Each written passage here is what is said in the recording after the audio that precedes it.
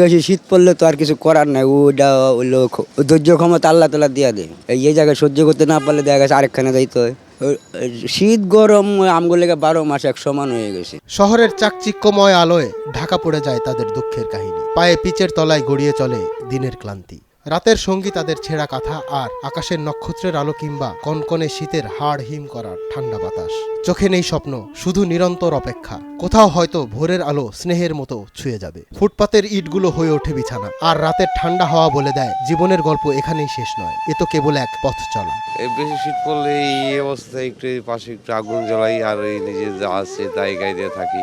না এই কষ্ট করে কি আছে, দেখা গেছে আসে এই যে বাড়ির থেকে এই 2 মাস 1.5 মাস 1 মাস রিক্সা চালাই, যাই আবার 1 সপ্তাহ থাকি, আবার আসি, আবার 2 মাস 1 মাস পর যাই। এই জন্য আমরা কোনো রুম নেই না। শীতের কনকনে ঠান্ডা বাতাসে যখন সবাই আরামদায়ক শীতের পোশাক আর গরম বিছানায় ঘুমিয়ে থাকে, তখন ফুটপাতে বসবাসরত মানুষেরা লড়াই করে বেঁচে থাকার জন্য। রাজধানীর ফুটপাতের নানা প্রান্তে ছড়িয়ে থাকা এই মানুষগুলোর জীবনের প্রতিটি রাতই যেন এক অনিশ্চিত যুদ্ধ। খোলা আকাশের নিচে পলিথিন কিংবা পুরনো কাঁথার নিচে শরীর ঢেকে রাখার চেষ্টা করলেও তীব্র ঠান্ডা থেকে রক্ষা পাওয়া যাদের জন্য প্রায় অসম্ভব। নিজের কাছে বড় অসহায় লাগে। আমি থাকার জায়গা নাই বিদায় এইখানেই ঘুমাই, বাতাস হলেও এই জায়গায় ঘুমাই। এখন বাবা আমাদের তো বয়স হয়ে গেছে, আর আমরা তো মনে করেন একেবারে দরিদ্র, জায়গা জমি নাই, কোনো কিছু নাই, ঘরবাড়ি নাই। শীতকাল যখন অভিজাত লোকদের জন্য পিঠাপুলির উৎসব, তখন ফুটপাতে বসবাস করা ছিন্নমূল মানুষের জন্য এই ঋতু যেন অভিশপ্ত জীবনের সবচেয়ে কঠিন সময়। ছোট ছোট শিশুরা মায়ের কোলেও উষ্ণতা পায় না, বৃদ্ধ মানুষগুলো ঠান্ডার কারণে অসুস্থ হয়ে পড়ে, শীতজনিত রোগে আক্রান্ত হয়ে অনেকে মৃত্যুর কোলে ঢলে পড়ে, বলছেন খোলা আকাশে শুয়ে রাত যাপন করা রহিম মিয়া। শীতের দিনে কষ্ট বেশি হয়, ঠান্ডায় আর গরমে একটু ভালো লাগে।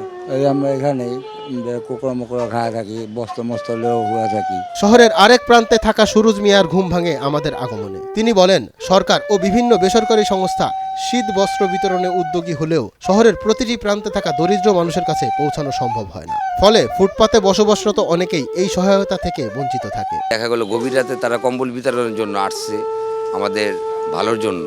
আজ থেকে 8 বছর 7 বছর আগে দেখছি যে ভালোভাবে 4 নম্বর গেট থেকে দেওয়া শুরু করতো, পুরো স্টেডিয়ামে ঘুরে ঘুরে দিত, কিন্তু এখন বর্তমানে দিতে আসে না। প্রচন্ড শীতের থেকে বাঁচতে আগুন জ্বালায় তারা। এই আগুনে পুড়ে ছাই হওয়ার গল্প হয়তো অজানাই থেকে যায় শহরের উঁচু অট্টালিকায়। গরিব মানুষ কি করুম, রাস্তাঘাট মারে, মা বাপ নাই, ভাই বোন নাই, স্বামী থাকতো মনে করেন খোঁজ খবর লয় না, অনেক কষ্টে আছি। নিজে কামাই করতালে খাই, না করতালে নাই, ভিক্ষা করে খাই। বেশি শীত পড়লে স্টেডিয়ামে জায়গা।